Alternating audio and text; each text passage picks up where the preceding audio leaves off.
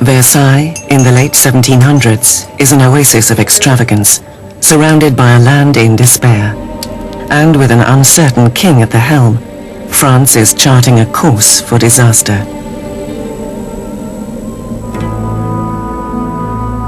After 19 years of marriage, Louis has sired 4 children. Yet as a king, he remains impotent. As the financial crisis escalates, all the king can do is hire and fire a succession of ministers, none of whom have the answers. By ancient privilege, the nobility and clergy are exempt from taxation. And so as taxes rise to cover the government's mounting debt repayments, the burden falls heavily upon the poorest. To add to their misery, freakish weather arrives to decimate the harvest. If ever God intervened to make a situation worse, the summer of 1788 and the spring of 1789 is a moment when that happens. By the summer of 1788, you already have a burgeoning political crisis, and it's developing against a background of very serious food shortage. For the people of France in 1788, bread is the essence of life itself.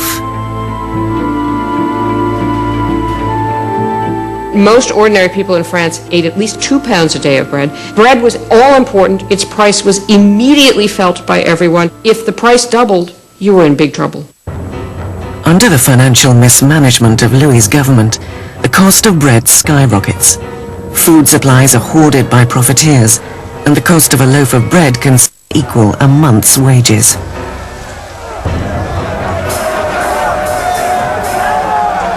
Hunger turns to rage. Bread riots break out across France.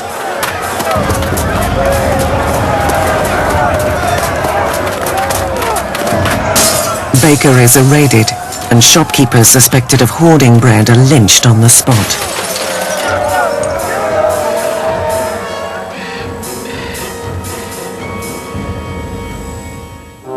With the economy in shambles, Louis is forced to appoint Jacques Necker as his finance minister.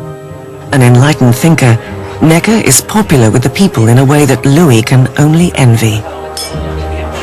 Jacques Necker was undoubtedly the most popular minister throughout the spring of '89 because he's taken the line publicly in his writings that the government's duty is to make sure that there is enough bread and grain for everybody.